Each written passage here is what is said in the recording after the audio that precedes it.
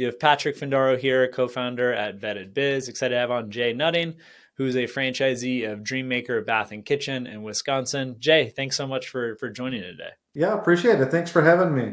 And from what I understand, going into franchising, it was you're working in corporate America. You were already doing a remodeling business on the side. Could you just tell us a little bit about your experience and how you left the corporate world? Well, I'm not sure exactly what it was, but I had a calling that said, Jay, your passion is business ownership, right? And it's not corporate America. And I stumbled across the DreamMaker name, and the DreamMaker one checked a couple of boxes, right? It was business ownership, buying in, and it was also caters to the remodeling industry. So at that stage of the game, my interest was piqued. I thought, wow, this may be a fit. And I went through, DreamMaker had a several step process, right? Of how they interview people to see who they would want to have join the group. Is it a good fit for me? Am I a good fit for the DreamMaker name? And after going through the several steps, I think we both looked at each other, right, and realized, yeah, I think this is a good fit. Or right around unofficially, officially January 1st, 2016, our doors were open, and it's been an enjoyable ride ever since. So, Jay, I understand you weren't looking at other franchises and you had already started your own independent remodeling business before deciding to move forward with DreamMaker. Correct. So my own independent remodeling business was more of a hobby than it was a career that paid the bills. I had essentially my engineering career, and then my remodeling hobby, if you will, was outstanding because that was my side money, right? My extracurricular vacation money. After coming across the DreamMaker name is when I realized, wow, I think I could turn this into a career instead of a hobby, and went through their interviewing process that it really dawned on me. Is like, wow, this is really something I can pursue as a passion. One, as a business owner, and two, in the remodeling world. And what was it about that process? Because I know it is pretty unique, and you didn't go through the process of a bunch of franchisors, but Doug and his team, the CEO of DreamMaker, are really looking for a good fit, and they want to bring in people that have already had previous success in whatever endeavor it was prior to joining the DreamMaker system.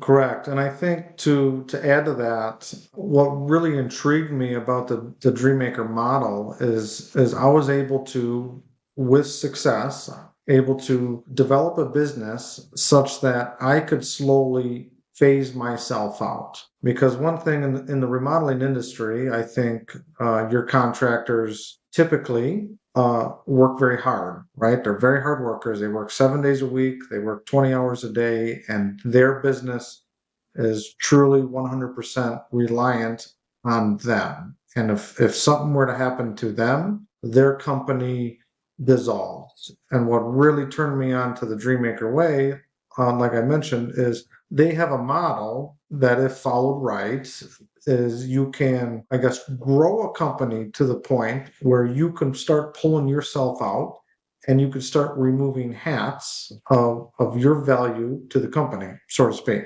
And ultimately, my vision would be to have a performing entity, as we call this business, where I could be in the back seat, um, frankly, on the golf course or on the boat, and I have a company that's producing revenue without me. Yeah, I love it. And that is the dream of so many entrepreneurs to have that kind of income stream without grinding it, continuing to work, 50, 60 hours a week. Yes, correct. So we're not quite there yet, but we're making traction every day. And what's your headcount look like? How many W-2 employees versus contractors do you have in your business? So right now I have a team of 9, so including myself 10. We're about 50-50 there. I have 5, including myself, in the office, so to speak, and 5 in the field, producing at the job site.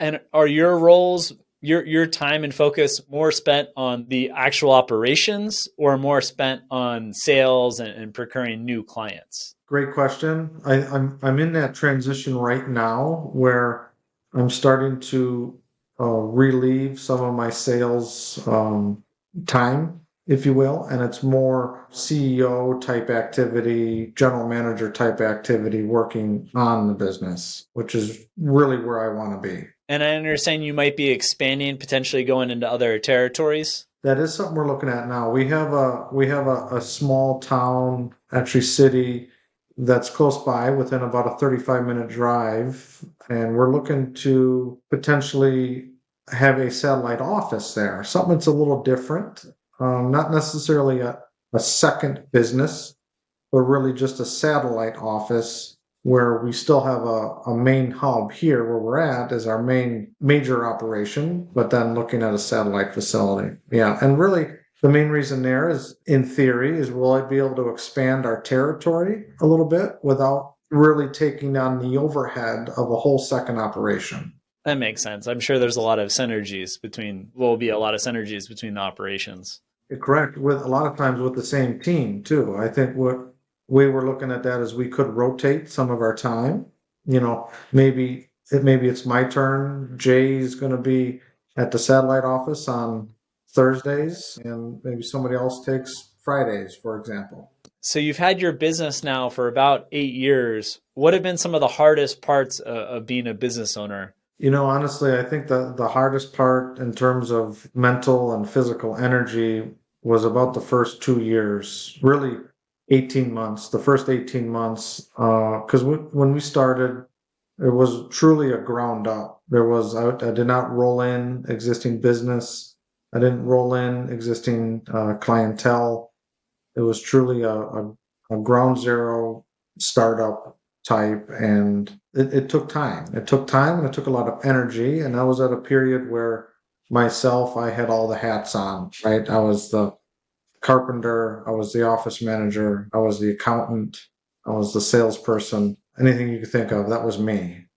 And it takes a little time, energy, jobs to start trying to remove those hats. And for me, it took, yeah, a very strong 18 months. Were there some ways that the franchisor mitigated the time where maybe if you just did it yourself full time as a contractor, it might have been like 36 months or at least 24 months? Well, I think one of the big things that DreamMaker helped me with their systems, with their internal systems and best practices, is it let me know that I was on the right path and to keep my head up, keep my chin high, so to speak, and continue to trust the system and move forward. Because I think otherwise, on your own or on my own, man, I probably a year in, I would have said, this is too difficult. I'm going to go back to engineering. It's too risky. I'm going to spend my family's savings, and it's not going to be good. Yeah, I think that's something, I talked to a lot of friends that are late 30s, 40s, they're making 150K a year, 200K a year. And I think across the board, whether it's a franchise opportunity, a DreamMaker, franchise space, or even independent business, if you're already excelling as an engineer, you're probably going to be taking a step back to take a step forward, and hopefully that time to take the step forward isn't going to be so grueling. Yeah, that's a good way to put it, Patrick. I believe I actually took maybe 3 steps backwards, but as of today, 8 years later, I would say I'm probably 10 steps forward. Wow, So, amazing. great. I would never look back from where I am today, but it definitely was a leap of faith in the beginning. Looking back now, would it have been better to start this business earlier in your career or later or about where you started it? I'm not sure if there's some earlier or later. If I had to pick over the other, I think starting earlier would be better because when you have a business up and running and the wheels turning, your potential for earning income for years down the road is significantly higher, right? So the longer you wait, I think you're removing your available years, if you will, to make a run for a successful business. Yeah, I think that makes a lot of sense. And also, the longer you wait, your opportunity cost gets that much higher. Yeah, absolutely. Absolutely. So, like I said earlier, to take 3 steps back, to take 10 steps forward, I think there probably is some merit to that on starting that earlier in life than later. And I know in the DreamMaker system, people are mostly going after high end projects. This isn't a remodeling service for the masses. Can you tell us a little bit about your niche, your ideal customer? Yeah, I mean, the typical demographic for a Dreammaker type project is your new empty nester. They've had a successful working career. They're starting to wind down a little bit, 50s, 60s maybe. And, their house, they've raised a family in their home. And now they're looking to really sweeten it up and make it for them to enjoy for their latter years. So we're looking at taking a whole kitchen and sometimes several rooms, completely tearing them out and doing a whole redesign in the home. Like, how could we make this function better? How do we make this aesthetically 5 star? And how do we make this a home that you're really proud of to bring your grandbabies back in, right, and have Christmas with? So that's probably one of our top clients there. But I don't want to pigeonhole to just that. I mean, we're working now. We're doing projects for Gen Zers, right? So we have a range from Gen Z all the way to now our baby boomers as they're getting in their elderly years. So I'd like to say we'll work for anybody, but we also are not a company that is going to take out a toilet and replace a toilet, right? We're looking for more of the full service white glove type of remodel that someone's interested in. And how much is this usually setting the customer back in terms of product, service, when everything's said and done? Oh, I wouldn't say setback, Patrick. It's an investment, right? It's a return on investment. We're looking at our average project is right around 50,000. And so that doesn't mean we could do a $10,000 countertop project, or we can do a $210,000 whole first story gut and makeover. And how has your business fared during COVID? Has it grown? Has it decreased a bit in revenue? Yeah, great question. I think COVID, ironically, was amazing for us. I think COVID, people were home, they were not traveling, they were using their home more than ever before, and they were realizing, my goodness, I hate my kitchen, or I can't stand my bathroom, or my laundry room is terribly inefficient. So, ironically, the phones really picked up during that time. In the remodeling industry, I think in all of the construction industry, was a wonderful boom for us, which I accept with open arms. I think a lot of times when a recession hits or when there's a blip in the economy, it seems like construction and home remodeling takes a hit, right? But in this case, we did not. We took a boom. I know from the latest item 19 that DreamMaker discloses in their franchise disclosure document that average sales have really like steadily gone up. So from the time you joined until now, like basically franchisees across the board are making a lot more money. What are you seeing? What has been the big change? I'm sure some is on the macro and industry level, but any significant changes at DreamMaker from the 8 years you've been there that have helped accelerate the revenue? A couple things. I think one is, as a network, I think we all have seen that our job size average has went up. And for Nice. example, 6 years ago, let's say my average job was around 30,000, where today my average job may be around 50,000. It's a big gap. So if you're doing, if you're doing 50 jobs a year, of course, times another 20, you could do the math on that. So everybody's numbers, top line numbers really went up. The second part to that is I believe DreamMaker has really stepped in as a franchisor to really support and help the newer companies, the newer franchisees. They want to see them succeed, of course, and they want to see them succeed in a very powerful way, which means improving your life as an owner and improving your bottom line significantly. And they've done a lot of powerful yet unique things in the last few years to support especially the newer franchisees, getting them up and running. Interesting. So basically, time to market and getting those newer franchisees up to speed, I'm sure has helped also just bring the whole average up in terms of revenue. Absolutely. And then, are there any initiatives on the profitability side? Because like I was looking at Subway, they're up for sale, and average unit volume has been going up for the Subway chain, but franchisees are still complaining that it's not so popular, especially with all those discounted $5 subs that they're selling. What has DreamMaker done to ensure that also franchisees, yeah, they're selling a lot, but also they're making good money along the way? Well, it all starts on how you sell the project, right? And we call it as salespeople, we call it our own head trash of what we feel the project is worth. And for example, let's say the kitchen is I think I have to learn that I am not my own customer, right? So Yes. maybe I think the kitchen's worth $40,000, but my estimating software is telling me that it's worth 50,000.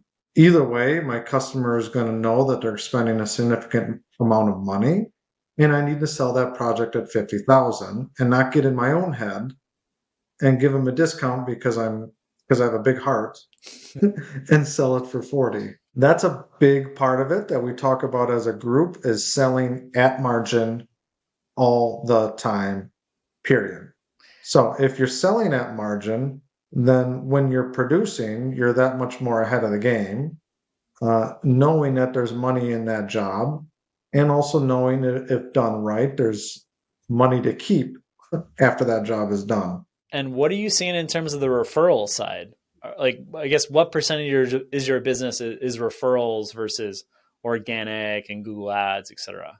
Yeah, so that number fortunately continues to grow every year.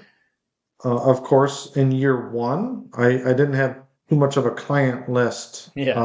to work off of, but every year that goes by, we add another 50 to 60 to 70 customers, hopefully many very happy ones that grow that number for us. So as of right now, we're sitting at about 35% repeat referral Wow. with our jobs. And imagine with those guys, you do the estimation, they sign up. You're not selling them on your services. It's more, okay, and this is my second job.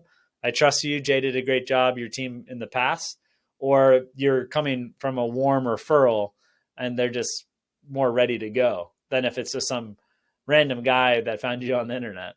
Yeah, Patrick, you hit it right on the head. I think as a brand new person that calls in, maybe our close ratio is 15%, right?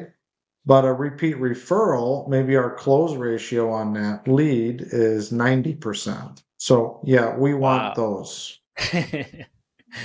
And I'm sure if we're speaking in 5 years from now, that 35% is probably going to cross the 50% chasm. Which would be amazing. I know that's one of our metrics. So I would love to see that 50 barrier. And as you can imagine, when that number grows, then you don't have to worry about putting so much energy into your marketing budget. Yeah, you can focus on the sales and the client onboarding and the operations and making sure that your prior clients know that you're still open for business and that you're ready to do whatever project there might be. Got it. Simple. Throughout today's conversation, you've spoken through a few different KPIs. Are there any other indicators that you're really tracking daily or weekly? One of the KPIs that I really like to look at is my efficiency in the field. I break it down per hour. So, for example, if I have four carpenters and I have 8 hours in a day, that's 32 hours a day that could produce revenue for the company. Times Hmm. 20, Monday through Friday, 4 days a week, right? So 32 times 26, that's 640, right? I have 640 hours, for example, in the month of April, where I can produce money for the company. Now, break that down. Am I producing for 640 hours? Probably not, because there's some inefficiencies built in, but I'd like to say if a really good month is we're producing 90% efficiency. So 90% of 640 hours, 64, so 580, 570 and some change. That's a If well-oiled I've machine. actually made money for 570 hours, wonderful. If not, some months maybe not so much. Some months maybe my production schedule is not as tight and I'm only producing for 450 hours. Well, I know that my bottom line is going to be significantly lower at that point. And that efficiency ratio, was that something that you came up with yourself, or was that something that other franchisees or the franchisor recommended that you really focus on? That was this specific KPI was a brainchild, if you will, of a DreamMaker group. It wasn't DreamMaker franchisor, but it was a group of owners that we meet regularly. That with our discussions, we came up with it. Very cool. So it was like a peer forum essentially that you guys came together and discussed that this was like a top KPI that you should be tracking. Yes, correct. Peer forum is a great. We call it in the DreamMaker world. We call it a next level group, which is probably one of my most favorite activities of being a franchisee with DreamMaker. Yeah, I'm part of entrepreneur organization. I have a forum, and I think it's just amazing, like meeting on a regular cadence with 8 people, 8 fellow business owners that are essentially having the same problems as you, and being as transparent and open as possible. Right, with kind of an open book mentality, right? We can dive into each other's numbers and really get a lot of momentum behind knowing that and having those discussions. Well, Jay, I want to applaud you for being so open, transparent. This is going to help a lot of people that are thinking about business ownership, but maybe haven't quite made the decision to take the jump.